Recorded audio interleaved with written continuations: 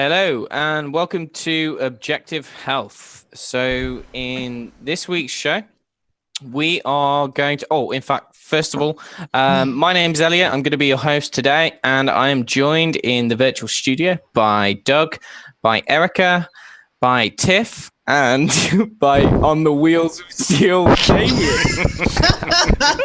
Yo.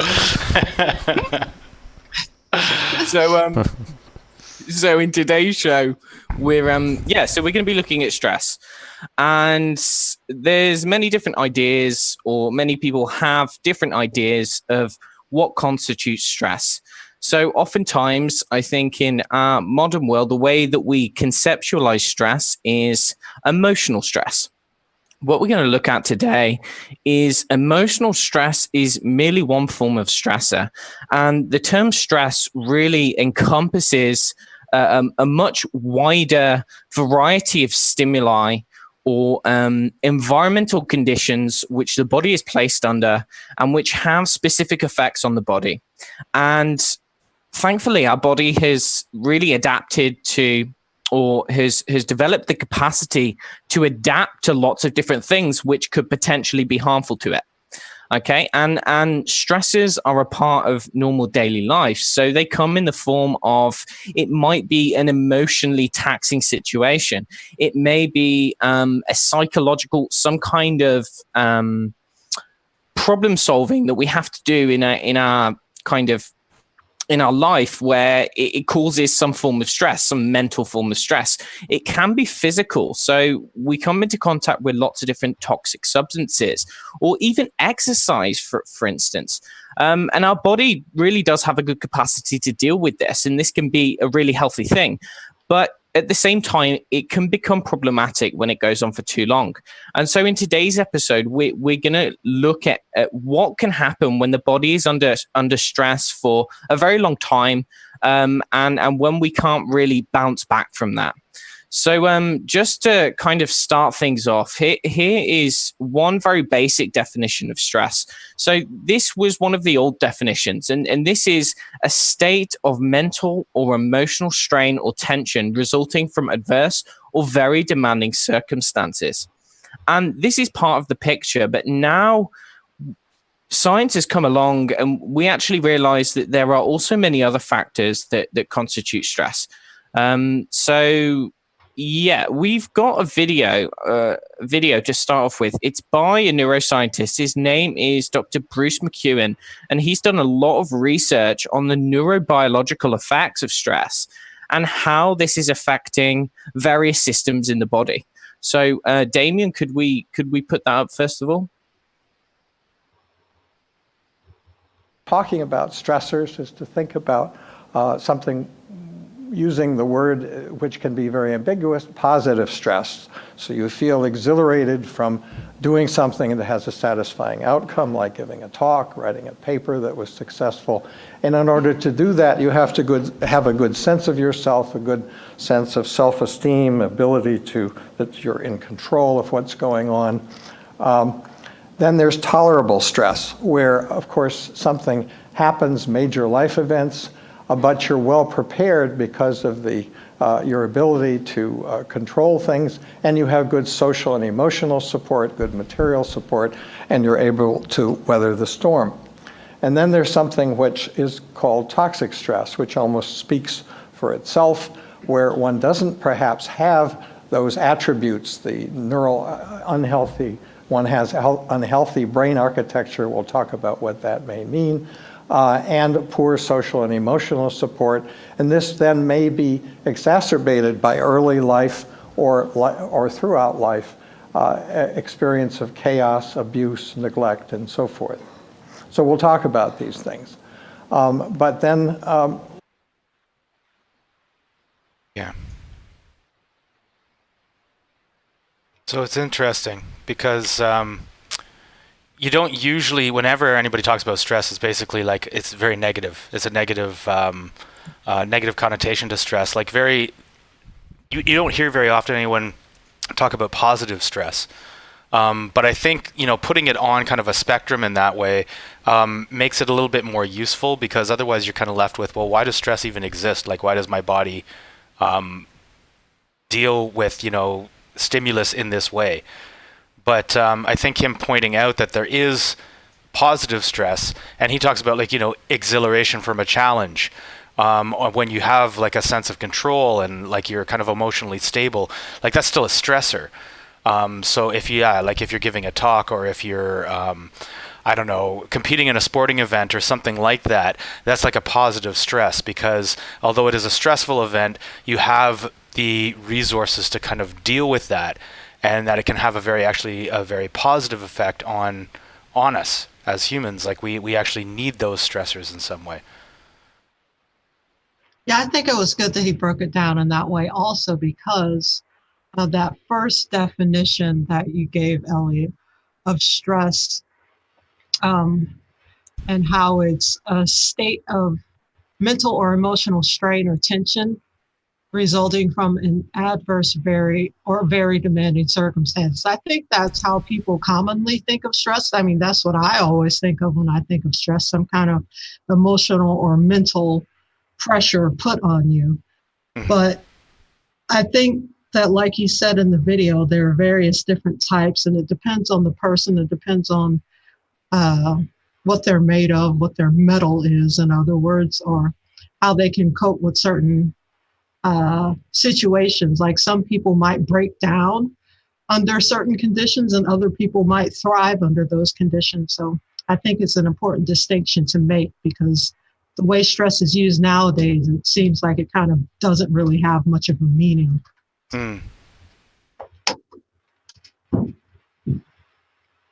I think you're muted, Elliot. Sorry, yeah, I was muted. Yeah, so that's a really important point right there. Is the individual context, in that what may constitute a stressor for one individual what may be a detrimental stressor for one person may actually be a positive stressor for another person. And I think whilst there are definite toxic stressors which are kind of inherently bad or objectively bad, there is some overlap to some extent, and it seems to relate to an individual's resilience. It might be their genetic makeup. It might be here's an example, for instance, right? So there are certain types of food which contain a wide variety of nutrients. Let's take eggs. Okay, so eggs are extraordinarily nutritious. They may be perfectly healthy for one person, but then for another person who has some kind of an intolerance to eggs for whatever reason, it could be kind of hereditary. We don't know, but let's say that they can't tolerate that. That will act as a stressor for their system, and that will have detrimental effects on the body when they eat that. And so there's certainly that's a bit of a funny kind of example, but there seems to be an overlap. And so stress for one person may not always be stress for another person.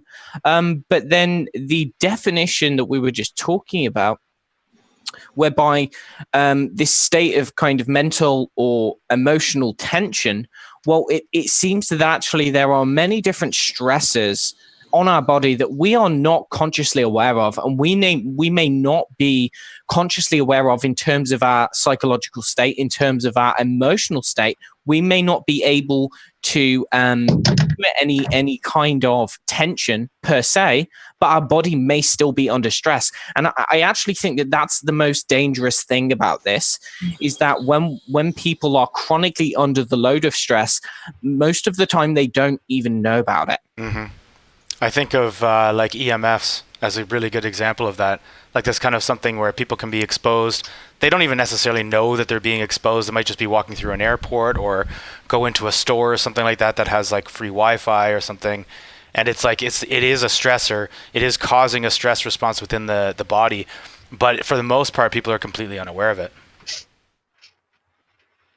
And it can lead to an overload too. So, a combination of those stressors, maybe you're not quote unquote a stressed person, but you're exposed to EMF, you eat foods that, aggravate your immune system. And then it becomes an overload. You lose sleep, you have emotional tensions in your life, and then you hit that saturation point.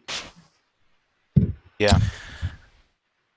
Yeah, and there have been many. Well, right, okay. Let's go back to the basics. So, stress before around sort of the 1950s, 1960s, stress was kind of a very ambiguous concept. Even Bruce McEwen says that even up to this day, it's relatively ambiguous because there's no kind of set definition for it. But it was very ambiguous back then. And stress, although it's kind of become popularized now and everyone's talking about it, it was not known that stress was causing any kind of physiological damage. And medicine was primarily based on infectious disease and whatnot, and acute trauma. And there was no kind of awareness that how we live our lifestyles, and to some extent the things that we're exposing our body to long term, even though they may be minor exposures, long term, these things all actually have what you might call a wear and tear effect on the body. So in order to kind of come up with this unifying definition or conceptual framework for defining stress and actually almost qualifying it in a way that was understandable and kind of objectively measurable. There have been many researchers in the past couple of decades who have come up with a kind of concept called allostasis, or the allostatic load model of stress. And so if you know anything about biology, or you learn about cells and biology, even just basic kind of high school biology, then you will have come across a term called homeostasis. And homeostasis is basically maintaining a balance. It's another way for saying maintaining function, maintaining balance.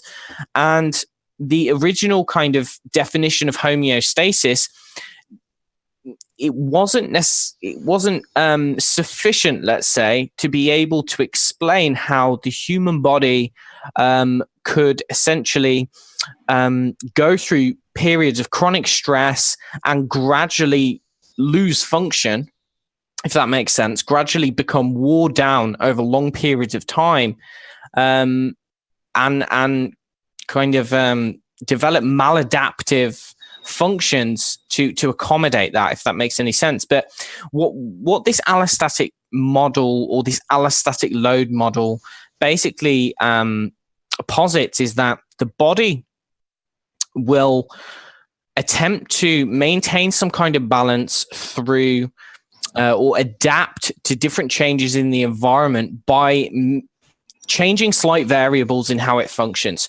So, for instance, in a non-stressed and healthy body, the homeostatic kind of balance would be here, let's say.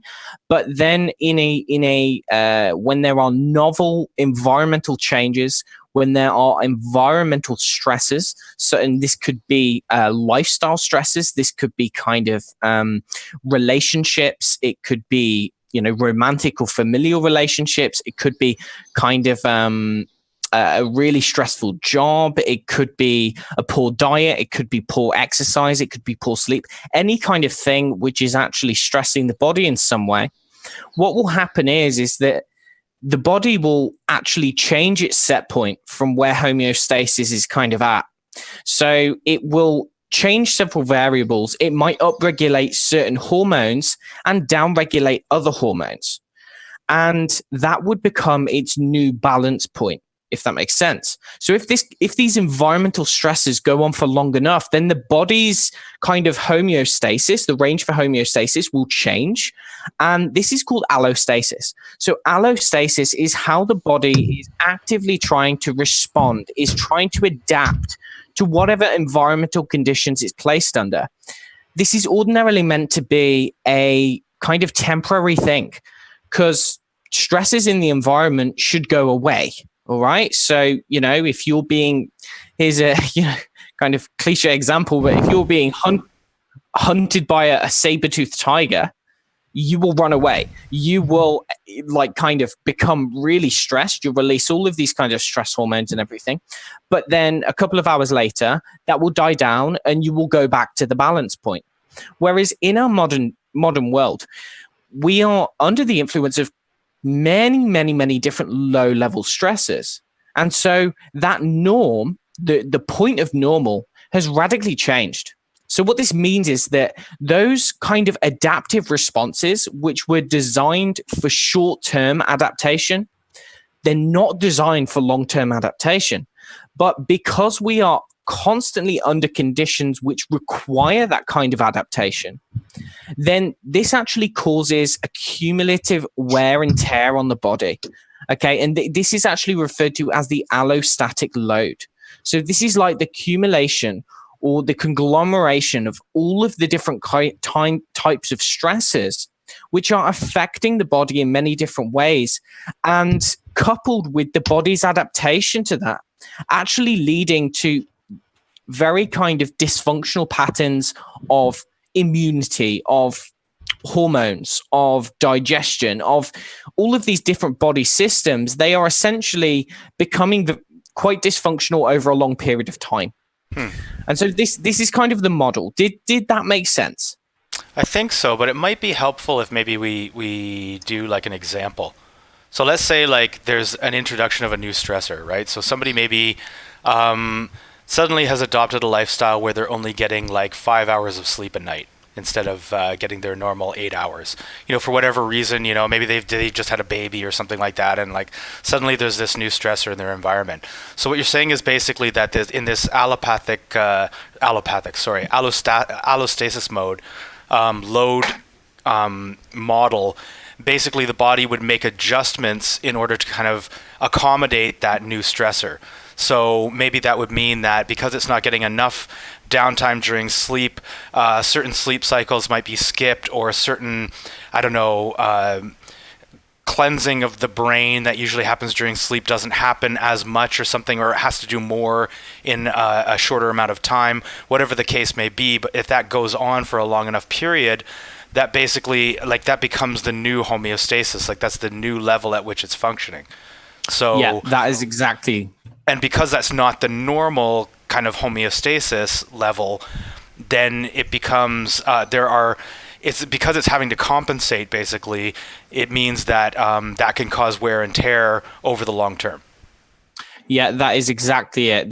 That was a perfect example, Doug. That compensatory kind of level of homeostasis is not the norm. It's far from the norm, but because it goes on for so long, because it is trying to compensate all of the time, then the cells aren't necessarily designed to work like that, and the body isn't designed to compensate for such a long time. It's designed to go back to a normal point. And when it's compensating, you are the mechanisms. So for instance, let's talk about, okay, in the example of sleep, if someone, say they have a baby, and let's say that the baby is autistic, all right? So ordinarily a mother may lose, you know, like a couple of hours sleep or lots of hours sleep every single night for a year. Yeah, and then the baby's sleep would normalize, and then they would be able to recuperate. And the mother would go back to kind of normal. Let's say that their child was severely autistic, and the child's sleep cycles never actually improved.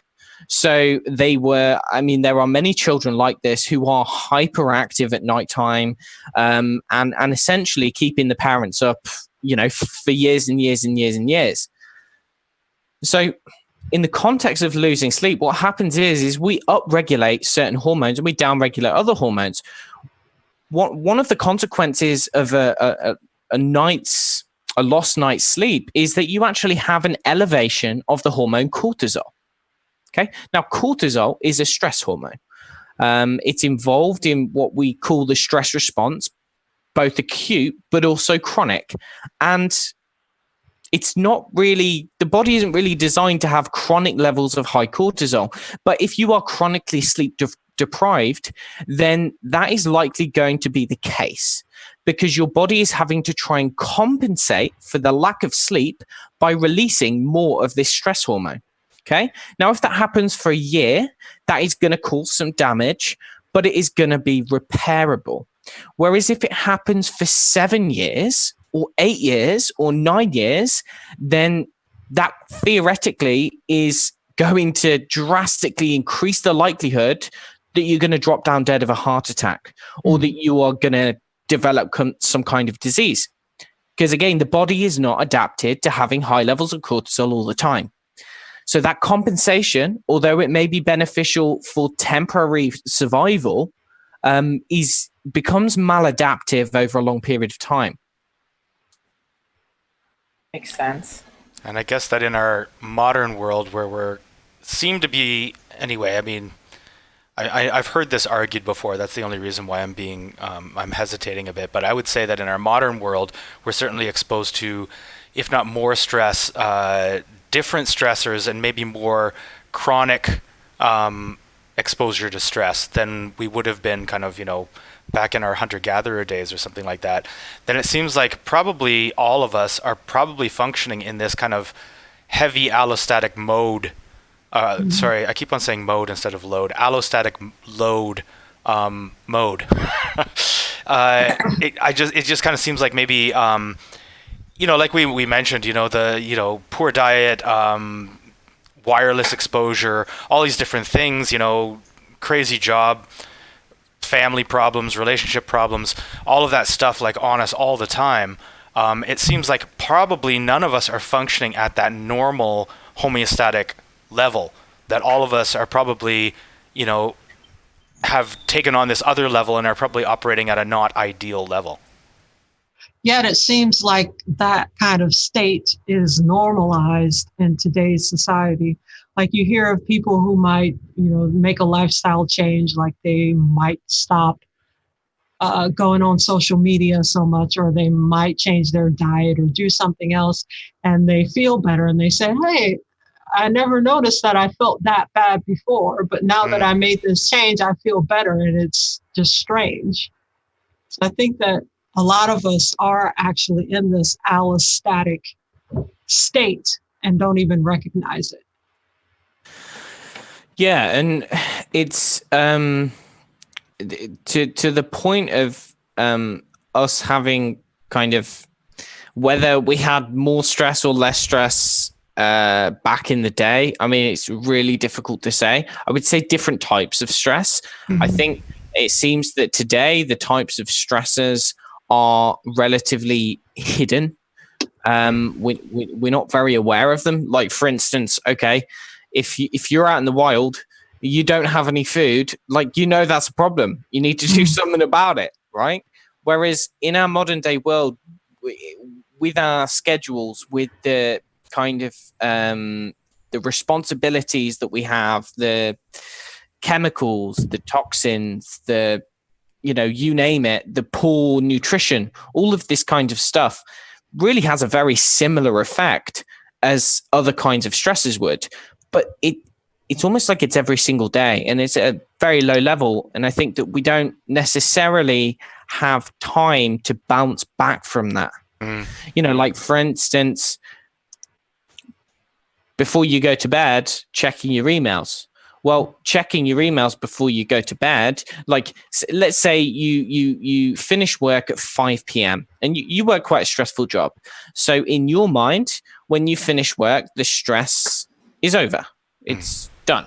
And you have relaxed time. But then you get home and you watch TV, and you watch, let's say you watch really captivating drama.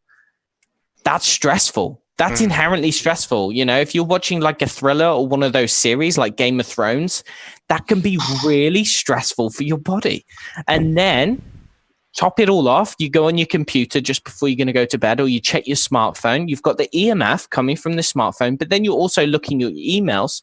That is another stressor. It's only a minor stressor, but it actually has the same physiological response in terms of pushing up cortisol and lowering other kind of protective steroids. So it's really difficult to kind of quantify this, but it seems that our modern life, pushing ourselves to the limit all of the time, coupled with what I think probably a lack of education in terms of how we regulate our emotions, how we deal with stressful situations. Not many of us were ever taught how to deal with a stressful situation. I know that I wasn't. So my stress management was really poor. I had to kind of really teach myself that. So if we don't have these tools and we're exposed to these very minor stresses all of the time, then it seems to push up this cumulative load. Well, and what might start as a positive stressor, like they were talking about in the video, being productive, getting your job done, can move into a toxic stress by the end of the day. So you may be motivated and stimulated and excited about your job and what you're doing, but by the end of the day, you've been overloaded and now you're in that toxic stress zone. Yeah. And it kind of seems like it's a vicious cycle too, because in the example you gave, Elliot, like that person by, watching TV and then getting on their email and, getting all charged up with EMFs and blue light from the phone and all that kind of stuff, that's going to then disturb their sleep. So then they're not going to be repairing themselves properly over the course of the night. They're not going to reach the deep phases of sleep that you need for repair. So that's another stressor. And then, that's not even bringing in what this theoretical person is eating for dinner and breakfast and all that kind of stuff. I mean, that could then be another stressor. So it seems like it's never ending. It's just kind of you just get these cycles that increase the load more and more and more and more.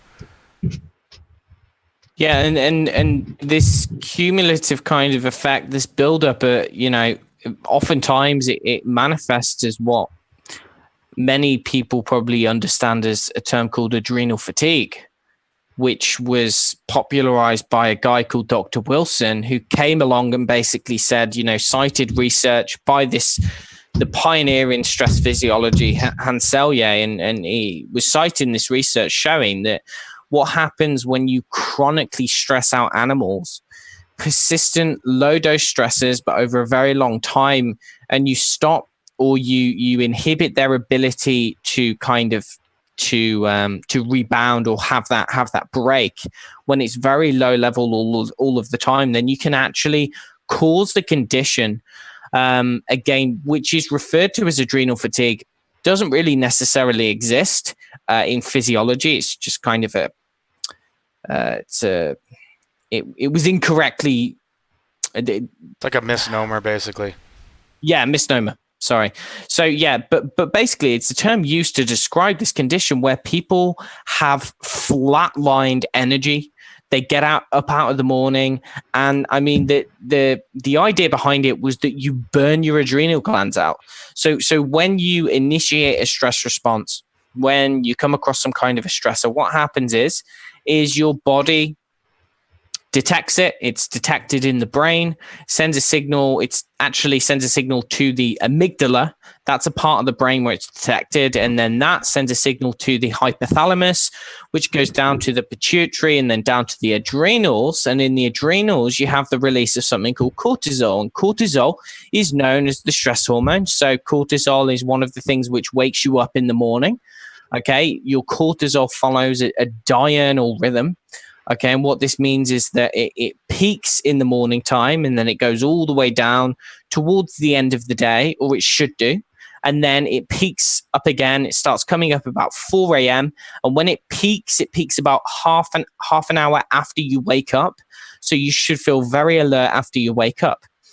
And this is the way that it's meant to function. What it does is, when you encounter a stressor, then essentially cortisol is mobilized. Your adrenal glands release cortisol, and cortisol is used to basically come along and liberate glucose or liberate protein from muscles, liberate kind of lean muscle mass that can be sent to the liver and broken down into glucose to be used as an extra fuel source. So essentially, what the stress response is doing is it's mobilizing extra energy so that you can do what you need to do, because you may need some more energy. If you have to run a long time, you're going to need some more glucose. So that's what it's for. Now, the problem is that when this is chronic, when this happens again and again and again, what many doctors were actually finding was that they would have people come into their clinic and their diurnal cortisol rhythm wasn't diurnal anymore. In fact, it was flatlined. So they would find that when you're testing cortisol, you would measure it via the saliva. You would do a salivary panel, and that would be 4 times throughout the day: one in the morning, one in the early afternoon, one in the late afternoon, and then one at night. And this would give you, it could tell you how much you're kind of secreting throughout the day. It should be highest, and then it should drop in the evening. However, the problem is that many people were coming in and actually had really low levels of cortisol throughout the day. And so this theory was that essentially what happens is that when you're chronically stressed, what you're doing is you're wearing out the adrenal glands. You're burning them out, so to speak. This is called adrenal fatigue or adrenal burnout. And the idea is that when you're releasing all of this, you're using up the resources in the adrenal glands, and they can no longer make any more stress hormones. Now, it's a really cool theory, and the clinical presentation does occur like that. So some people generally do have low levels of stress hormones. They have no energy. They have fatigue. They have constant sleepiness. They need to sleep 14 hours a day, and they might have anxiety or depression or something like that. But what the researchers have actually kind of shown is that it's got not really much to do with the adrenal glands. In fact, it seems to be a brain-based mechanism. And it has to do with, I think, this allostatic load, this allostatic model. And I think this is a good way to explain it. Because if we look at the effects of cortisol, we know that cortisol is essentially very destructive. It's a catabolic hormone, which means that it is breaking down not only muscles, but actually breaking down internal organs as well. So one of the things that chronic stress will do, one of the first places that you will derive gluconeogenic amino acids from is the gut. So when we look at things like gut health, leaky gut, actually one of the key drivers of this is cortisol, because when someone is chronically stressed, they are going to be like tearing apart their gut lining just to produce more glucose because they think they're going across a threat. Okay, but it's very interesting in the context of this allostatic load, because when someone is under chronic stress, what we actually see is that this has very specific effects on the brain. So the brain is extremely sensitive to the glucocorticoids, which are released from the adrenal glands, the cortisol and etc. What's actually happening is the brain is that with repeated chronic stresses, and although animal research has been kind of very intense stresses, this applies to many people in the modern world, probably many of us who feel like we're under chronic stress. What is actually happening is that various parts of the brain actually undergo a process of remodeling. So we have an area of the brain which is associated with memory and actually putting experience into a coherent kind of memory format on like a time frame. That's what it's said to do. And this is called the hippocampus. So what they've actually found is that under repeated exposure to glucocorticoids, the hippocampus actually starts to shrink and it atrophies. Okay. On the other hand, we have the amygdala.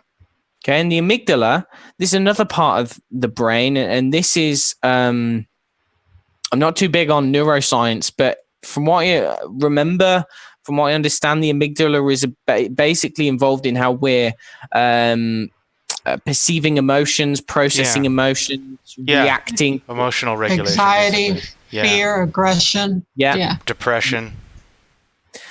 Yeah, and so what they found is that actually the amygdala becomes larger. So you've got the hippocampus, which is responsible for kind of storing memories and putting things in to where they need to go, and then you've got this highly reactive amygdala, involved in the perception of stressful events or the perception of threats. You've got this hypertrophy, and what they found is that animals under chronic stress with this remodeling, it's like the entire neural pathways, the entire neurological system becomes primed for stresses, for interpreting stresses or perceiving stresses. It becomes a lot more sensitive to that. Okay, it's like a hypersensitivity. And so these animals, and this is one of the kind of basis, the neurobiological basis, one of the reasons why early traumatic experiences are said to actually shape the brain in a way that someone for the rest of their life, unless they kind of really work on that, they are going to be primed to perceiving threats even when they are not necessarily there. They're going to be hyper reactive and hypersensitive, because that's the environment that they were in when they were young, and their brain had to kind of model itself based on that environment. Which that kind of really describes like a person who is in that what you would think of as an adrenal burnout kind of phase, that they are hyper reactive, and small little things that aren't really, that most of us would be like, that's really not stressful, like are just overwhelming for them. That is exactly it. And it seems that what's happening, I mean, this is really interesting. The part of the brain called the prefrontal cortex. So this is, if I remember correctly, this is like where a lot of our cognitive ability is based, or cognitive activity. What they found is that there's this thing called adaptive plasticity under the effect of chronic stress hormones. So really high stress hormones, what's happening is you are suppressing neurogenesis. So that means the repair or the kind of regeneration of nerves. But you're having changes in this prefrontal cortex. You're having shortening of dendrites, shortening of neurons. And what these are actually doing are promoting anxiety and vigilance.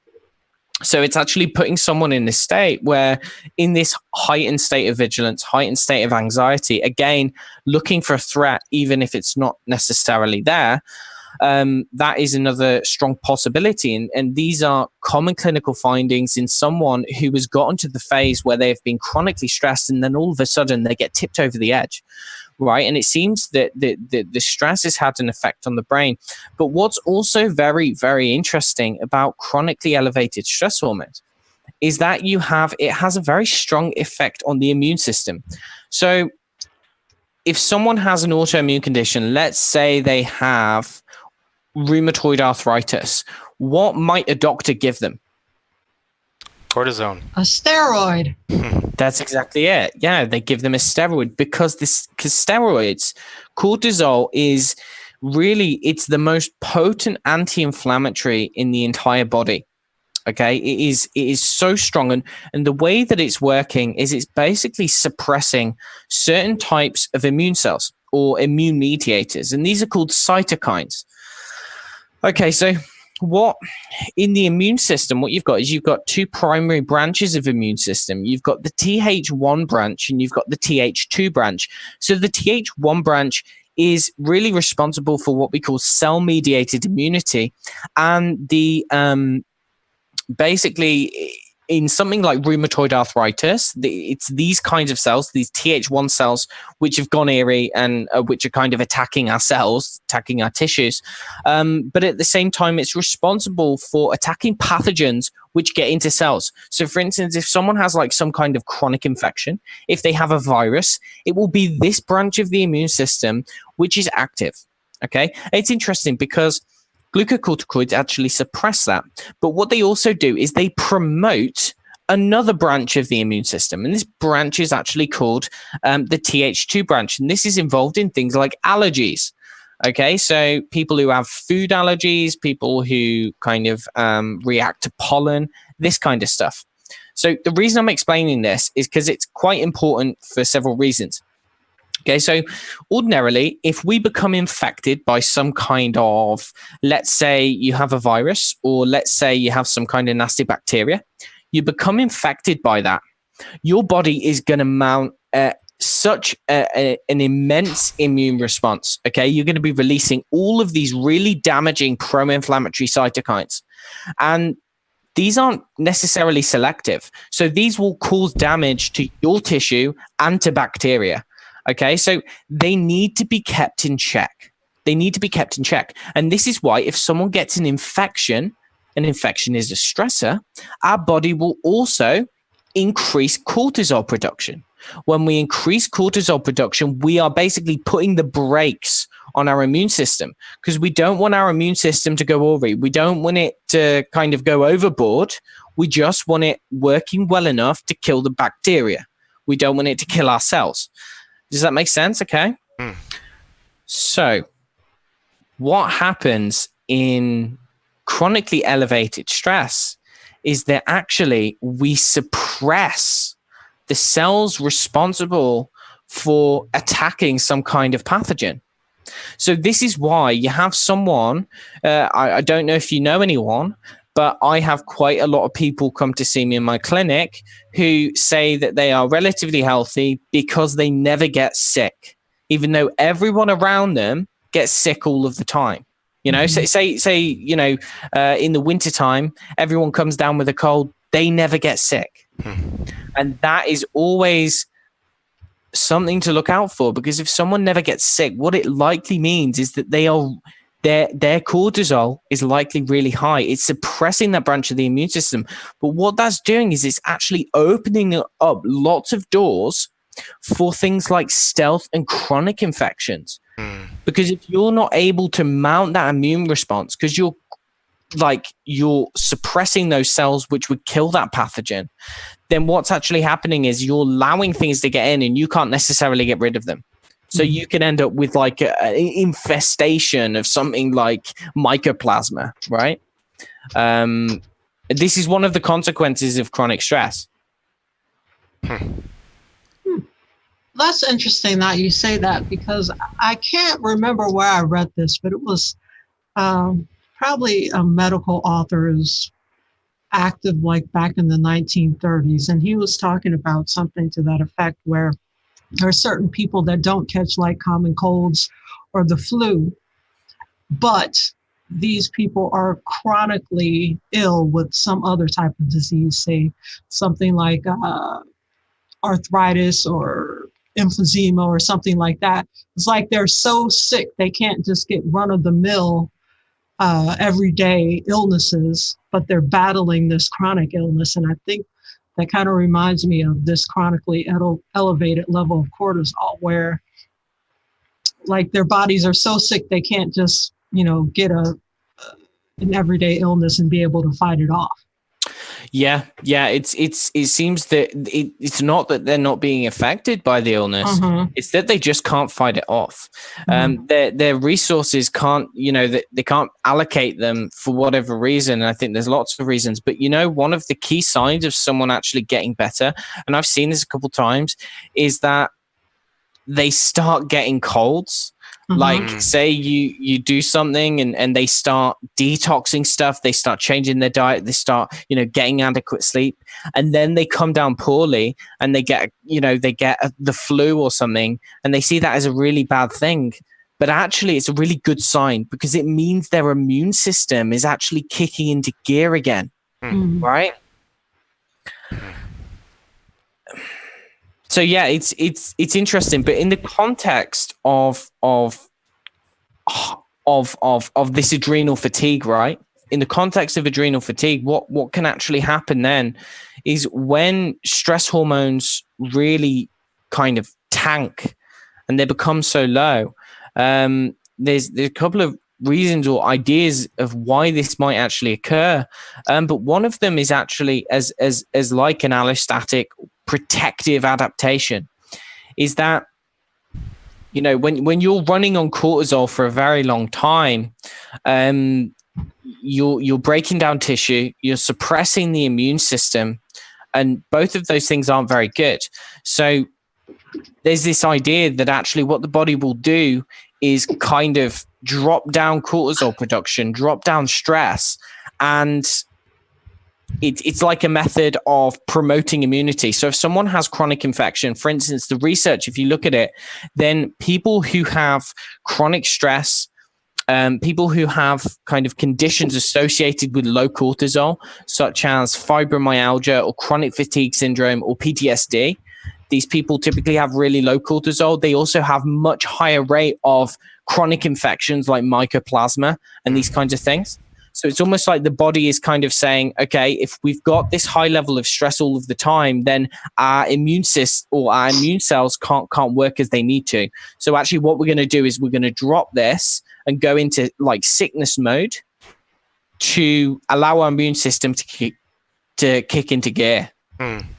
There's like another theory as well, and it's called like the sickness theory of depression, is that basically like when someone is depressed, or one of the natural kind of functions of depression in kind of the body is to drop down cortisol to be able to promote immune cells, to promote immune cell activity, basically allocate all of the resources towards promoting immunity. And that is what depression is that depression is basically the state of really low cortisol and really low energy because the immune system is trying to do what it needs to do. Not much practical kind of information there, but there's like a whole field looking at this stuff. Basically what my point is that chronic stress is not good. Well, long way of saying that makes me ask a question, like, how does one find balance? I know it's probably individual and it's based on many factors, but we all know that chronic stress is bad, but certain acute stressors can actually be good for you. Like, say, for instance, exercise. You're putting an acute stress on your body, but how much is too much? Or say cold therapy. Like you're immersing yourself into an ice bath. I mean, that's horrific stress, but it's short-lived and it actually has a mood-boosting properties. So what are some clues that we can use to kind of gauge our own stress tolerance and figure out how much is too much and how much is not enough? Do you mean objective measurements, or do you mean like symptoms? Both, anything. But yeah, so there's a really good way of objectively measuring in that, and that's something called heart rate variability. Mm-hmm. So that's basically the level of it's basically the interval between heartbeats. So it should ordinarily in parasympathetic mode, there should be an irregular interval, whereas in sympathetic mode, it gets quite regular. So if you've got low heart rate variability, so if your heartbeat is quite regular, say throughout the night, then what that means is that your body is in a heightened state of sympathetic activity and that your recovery is likely not going to be very good. Like you need more recovery from whatever activity or whatever stressor you've done. Whereas, if it's more variable or it's a higher degree of measurement, then that would mean that you are in more parasympathetic and therefore your recovery is likely better. So that is a way that I measure it, and a lot of other people measure their kind of recovery from different activities. Like you would be amazed that after doing a workout, like you do, a workout of doing some heavy weights, maybe you do half an hour or 40 minutes.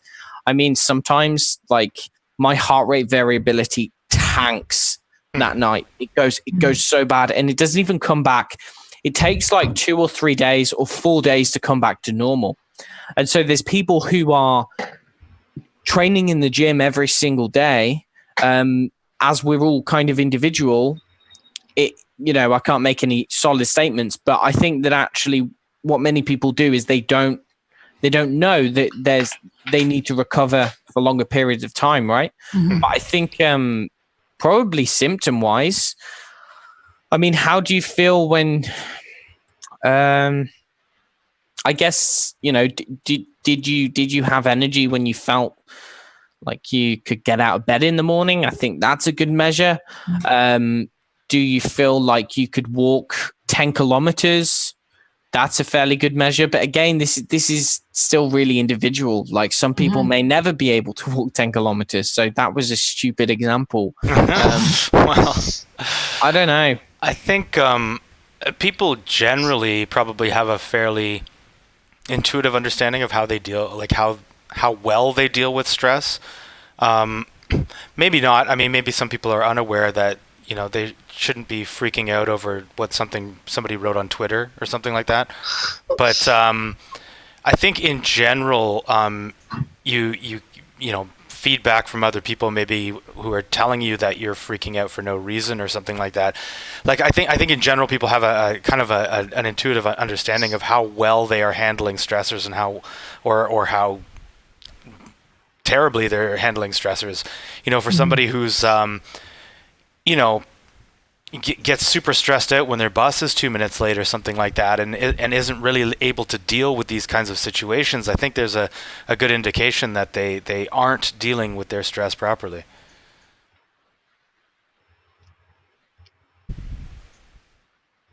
Well, it seems like in a lot of the articles that we read for this show that they keep coming back to 3 different aspects on how to deal with stress, and you approach them initially, Elliot, but the diet seems to be number 1, and then sleep. So sleep seems to be really important too, and exercise, healthy exercise, regular and healthy exercise. So you were talking about getting your heart rate up, and I know for a lot of people that exercise, whether it's walking or running or lifting weights or any sort of yoga or Tai Chi, that it really almost helps you burn off those feelings of stress, if that makes sense. Like you can kind of get it out of your physical body. I know for me that really works, like if you're feeling really stressed, you just go out and walk up a hill or something, or, you know what I mean? Do a challenging exercise that kind of actually almost gets you out of breath, like where your heart rate is going, but you're also having a hard time like breathing calmly. And then another big one, and a lot of doctors are starting to recommend it, is meditation. Well, you were talking about exercise there, Erica, and I just wanted to say that they actually, Elliot, you were talking about how chronic stress can actually like shrink the hippocampus. Well, apparently one of the best things, Dr. Bruce McEwen was talking about this, one of the best things for increasing or restoring the size of the hippocampus is actually exercise. That's one of the things that actually is the best for recovery, essentially. Yeah, and there's also, it does. I don't know if it's tied to this, but like what you were saying, Erica, it literally does degrade stress hormones. It's like there's 2 things that degrade stress hormones very well. One is exercise. It's almost like you're using some of those up, and sunlight. But sunlight again is a stressor if it's not in the right context. But that does degrade the stress hormones as well. But yeah, I found that was fascinating what Bruce McEwen was saying about how, like, a lot of the effects on the brain with the remodeling, with the neural networks, the atrophy and the hypertrophy of the amygdala, all of this is pretty much reversible. Like, it's malleable, and you can do it. You can change things just by making small changes in your life to reduce the stress and kind of the meditation. I mean, does anyone know about the mechanism of meditation and how that is affecting the brain? Does anybody know? Are we talking about the vagus nerve here? Yeah, I mean, it could be the vagus nerve. Could be. Well, if you're doing diaphragmatic breathing and the vagus nerve travels from your brain all the way down to your guts, passing through the diaphragm. If your diaphragm is moving in a rhythmic, deep motion, that can, I guess they call it tone, increase your vagal tone. Well, when you do that too, doesn't it produce that vagus stuff? Is that what they call it? I'm probably not saying it properly, but essentially it's acetylcholine, right? That your body is, it's like you can self-administer by just taking those deep diaphragmatic belly breaths that Tiff is talking about. And you can actually start to slow everything down. And I mean, it works. I'm a true believer in it 100%, that if you could take 5 minutes to just slow everything down and take deep belly breaths, that you can actually change all that chemical stuff that's going on in your brain. And the real challenge is actually doing it, you know. I mean, you see this when you deal with upset children. Like if you can get them to calm down and breathe, you can really take them out of that kind of stress state pretty quickly. In adults, I think we've become so maladapted that, you know, we come up with 10 million excuses of why. No, I don't have time to take 10 breaths right now. You know, it's almost like being addicted to the stress. I really think, I mean, I can say I've experienced it myself. So I think it's a real first step for a lot of people is to just try and take a breath, you know, seriously. Well, you say being addicted to stress. It's funny because when we're releasing catecholamines like adrenaline, which is part of the stress response, if I remember correctly, you're also releasing certain endorphins as well. So in preparation for injury, because if we're in a stress state, then we're putting ourselves in a situation where we might, you know, historically, evolutionarily speaking, we may have been injured in a, you know, if we're in a fight or something. And so what we're doing is we're releasing endorphins in the brain, which are like feel good chemicals, right? And these are like, you know, very pleasurable feelings. And so I think the addiction to stress is a very like literal thing. I honestly do. Yeah, I think so too. I mean, you think of the high-powered executive or something like that who's in a constant stressed out state, or even like the adrenaline junkie kind of like extreme sports guys and stuff like that. They for sure are kind of addicted to that stress kind of thing. But and you could see how it would be that positive aspect of stress initially, you know, overcoming those fears and being inspired, and then very quickly it could lead to toxic stress, you know, where you're never quite meeting that threshold. I'm thinking of like skydivers or big wave surfers or skateboarders, you know, you can definitely overdo it. Definitely. One thing I wanted to point out was Elliot, all that stuff that Elliot was talking about on his about adrenal fatigue. Or the lack of adrenal fatigue. He actually wrote a really good article on SOT.net that was called "If You've Got Adrenal Fatigue, There's Likely Nothing Wrong with Your Adrenals."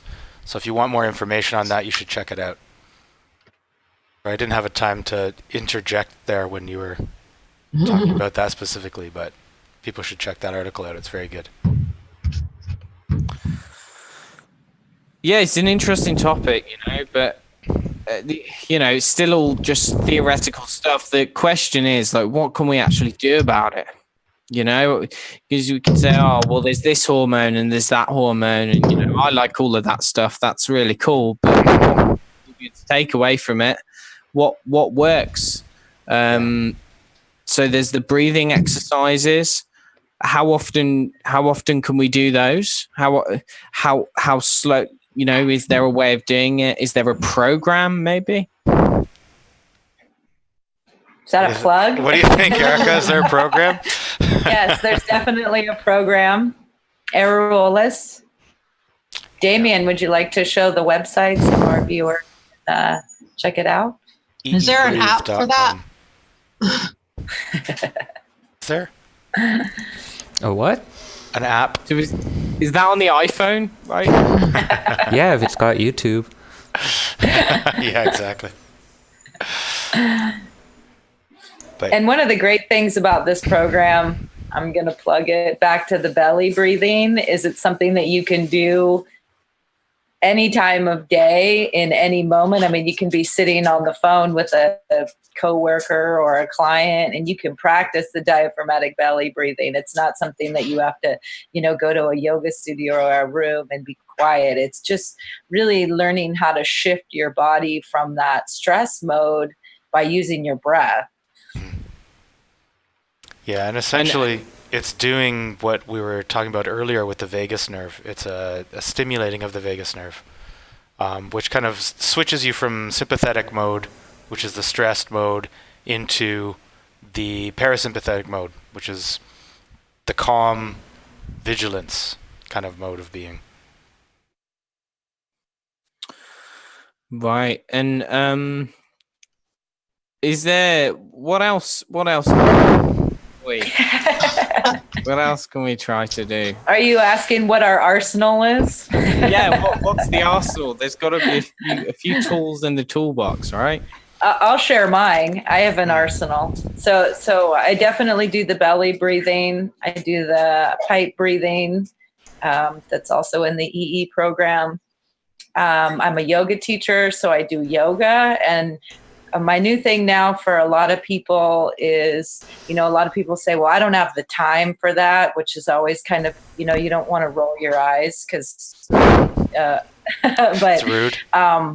10 or 15 minutes a day of just even grounding, balancing, noticing your body, breathing, taking kind of an objective observation if you've got pain or chronic illness, just kind of being present really is a practice, and it doesn't take a lot of time. Silence is actually another one that I've really been enjoying, when you, especially if you work in a chaotic, loud environment, to even on your drive home, turn off your radio, have just complete silence so you can kind of just, again, be present.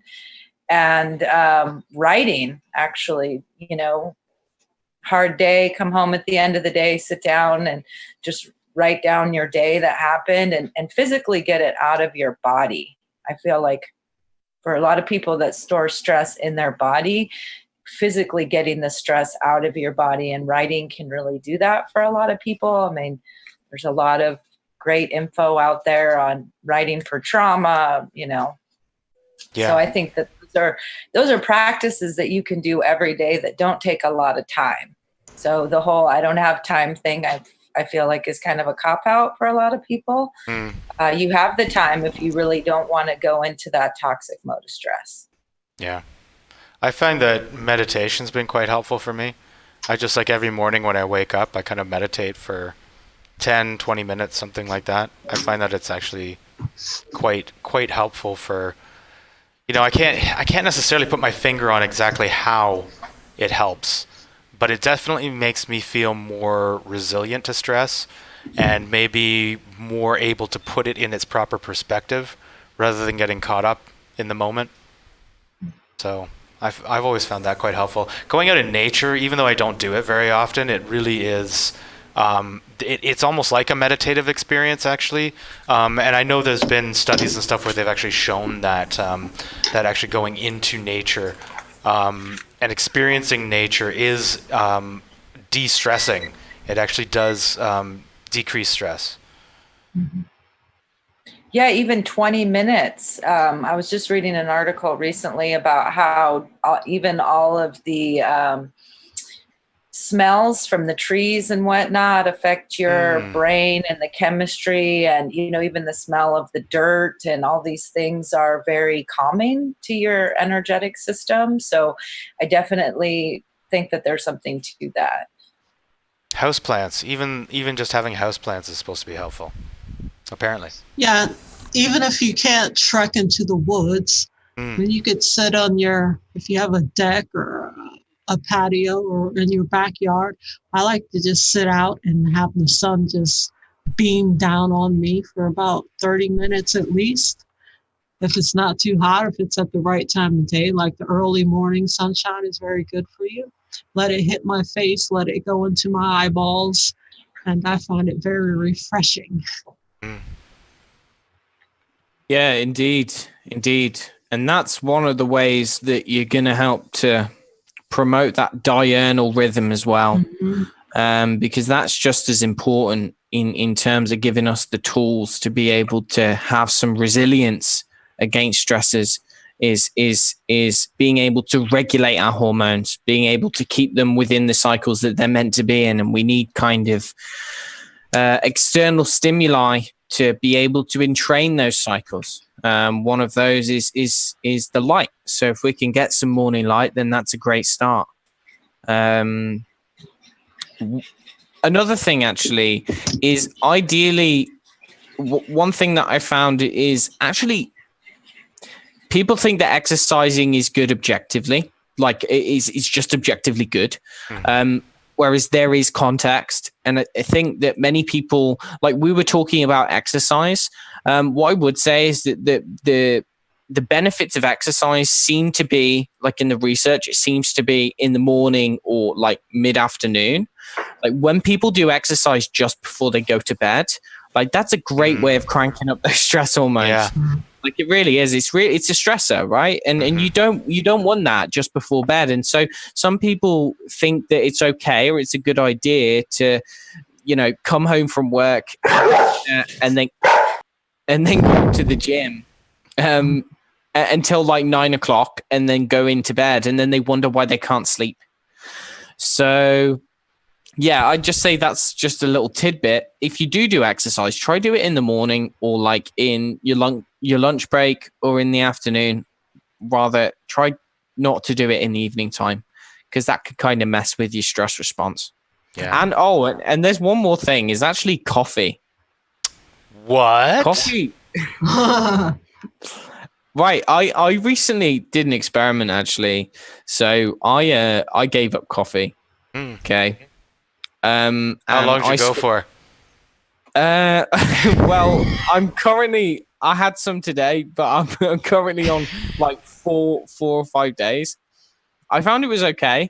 But what I found is, and what the research seems to support, and what many people's experience seems to kind of support, is that for some people at least, coffee seems to have, well, we know that it can increase cortisol and adrenaline output. Now, that's not necessarily a bad thing, but for some people, that seems to be for quite a long period of time. So it can be that it can increase cortisol output for 16 hours after the cut. Really?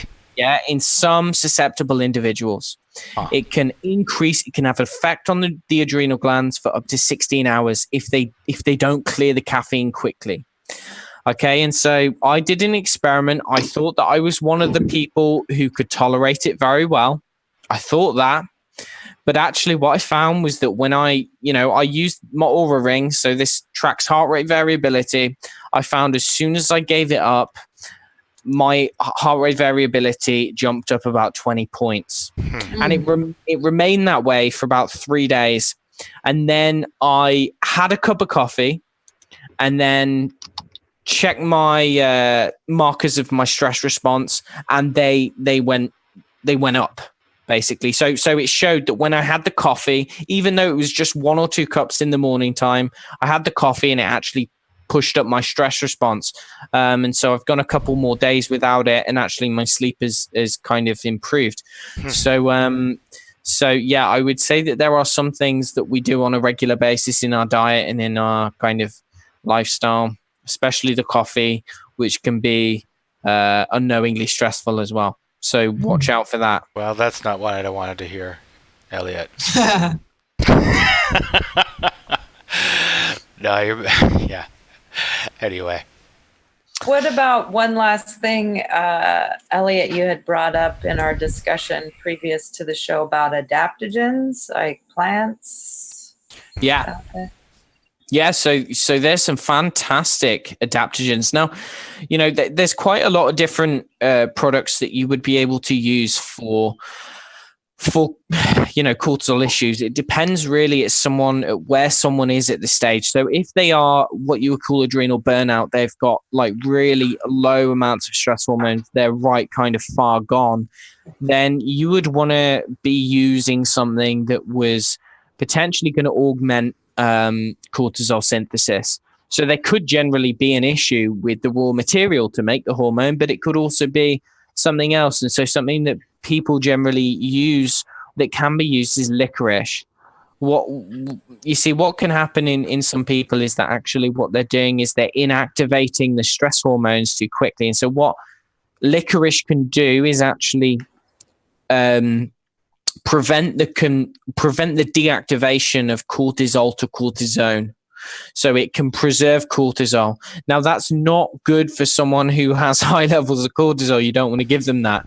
It's for someone who's got low levels. Now, there are certain adaptogens, and the concept of an adaptogen is that you can give it you can give the adaptogen, it possesses specific qualities which can essentially adapt to someone's individual physiology, whereby you can give one person it. Let's say that one person has high amounts of something, and you give it to another person who has low amounts of something. What it can do is it can lower the one thing in the one person and increase the thing in the other person. So it has seemingly paradoxical effects, but what it seems to be doing is just introducing some kind of balance, right? So if things are out of balance, then it can help to bring them back into balance. So what you can use, ashwagandha, I mean, these are very kind of common ones, but ashwagandha is very good. Typically, you would want to use 300 to 400 milligram, if my memory is correct. You can use ashwagandha. I think you can use ashwagandha even towards bedtime. I have some people using it in the evening time and find that it really helps to lower, if they're the type of person who gets into bed, they feel like they've got palpitations or anything like that, racing thoughts. Ashwagandha generally helps greatly. There is also, it can be combined with rhodiola. Rhodiola is typically good for any context which is high or low stress hormones. It can take a while to work. Rhodiola, I can't remember the dosage for. I think it's maybe 1,000 milligrams. Yeah, but I could be wrong about that. But rhodiola is another one. Again, there's lots on the internet. You can use things like Siberian ginseng and all of this other kind of stuff. But there is another supplement which is very useful for having, well, it's not an adaptogenic effect, but it is a cortisol lowering effect, and this is called phosphatidylserine. So the research on this is really consistent. Now, I'm not sure how it's working. What it seems to be doing is sensitizing the HPA axis to circulating levels of stress hormones, so that it kind of, you see, what can happen is when there's high levels of stress hormones, if there's like a desensitization of the system which is picking up that or detecting that, then there's no signal to shut it down. There's no signal to reduce those levels. Whereas I think what phosphatidylserine is doing, if I remember correctly, is actually sensitizing that system to be able to detect circulating levels and stop producing more. That makes sense. And I think that that's one of the ways that the adaptogens are working as well, is they're working on many different levels, but I don't think they're actually shutting down the adrenal glands. What they're doing is they're having effect on the systems which are detecting these hormones and kind of bringing back some form of communication. I'm not sure about the exact mechanism off the top of my head. Can't think of anything else at the moment. Anyone else got any? The phosphatidylserine, you know what the dosage is? Recommended dosage for that is? Yes, I do. Phosphatidylserine, if I remember correctly, you're looking at about 300 milligram. Okay. 300 milligram twice daily, maybe. Twice daily, I think. Yeah, I can't remember. Yeah, it depends. I mean, it's not something that you can overdose on. Same as the adaptogens. I think you don't want to go overboard. There's lots of articles saying exactly what doses work, because there have been research showing that, like, when you use too much, it's like more doesn't equate to better. Right. It's like there is like a bell curve. So you don't want to use too much of one herb. But likewise, you don't want to use not enough. So yeah, I'm sorry, I can't remember the doses. I haven't got them on me.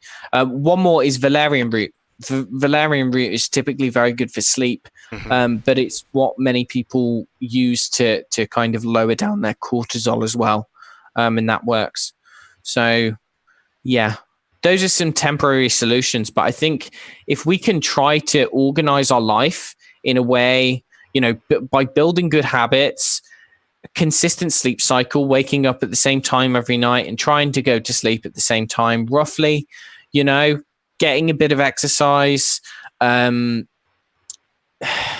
of organizing our time so that we're not having to run for the bus when we've only got 2 minutes to catch it and it's 5 minutes away.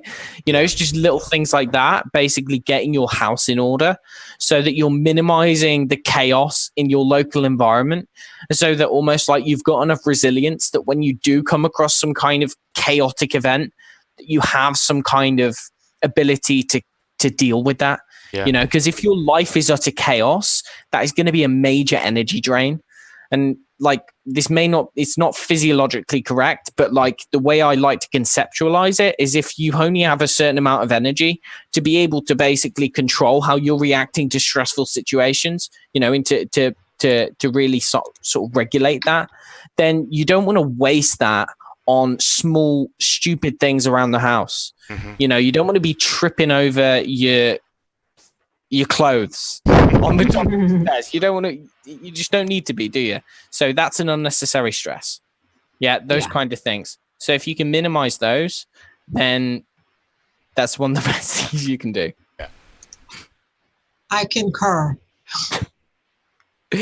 Right, okay then. Is anyone anything else to add? We do have a pet health segment. Right, okay. So maybe we should go to the pet health segment then. Yeah.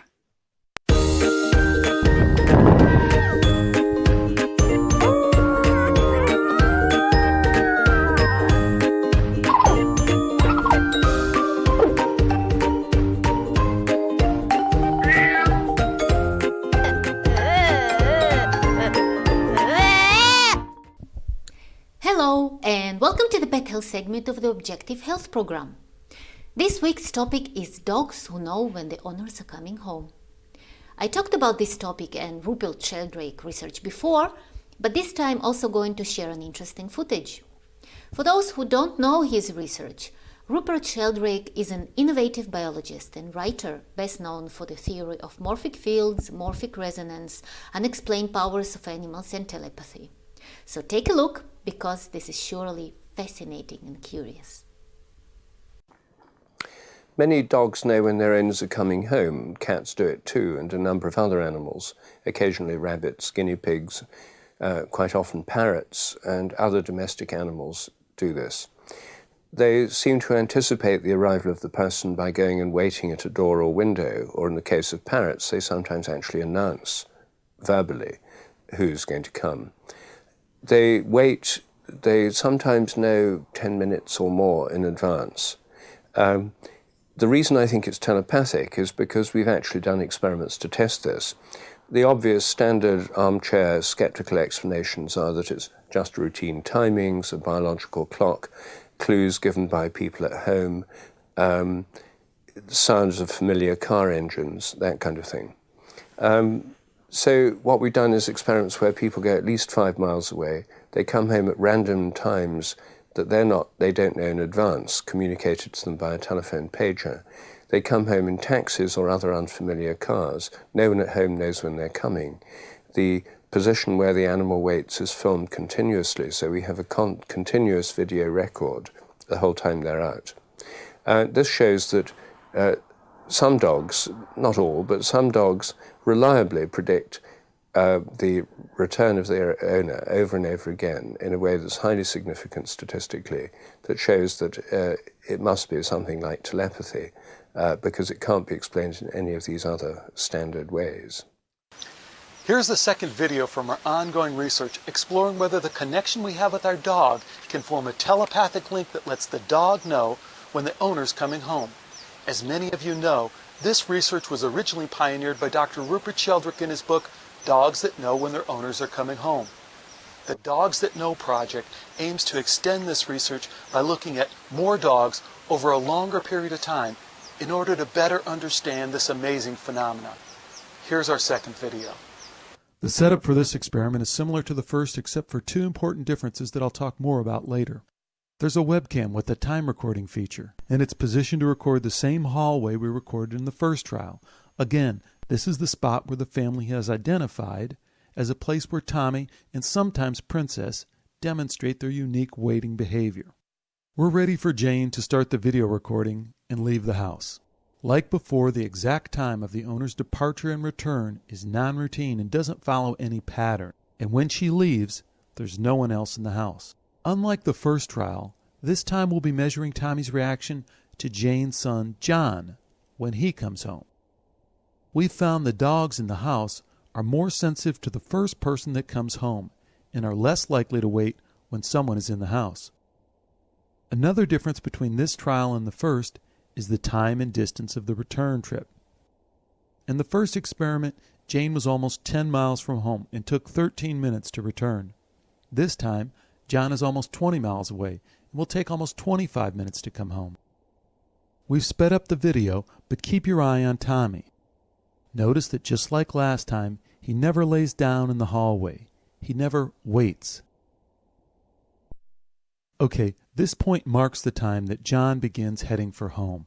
Watch what happens within a minute or two after he begins his trip. Tommy gets up and moves to the spot in the hallway we've identified as his waiting spot. Now keep watching Tommy. Just like in the first trial, he doesn't budge from this spot. And this time around, he stays there for almost 18 minutes while John is on the way home, and only gets up when John's car is near the driveway. The results from this second trial were nearly as amazing as the first. Tommy's telepathic link with his owner caused him to wait in the exact spot that the owners predicted. And this waiting behavior was dramatically different when John was on the way home compared to when he wasn't.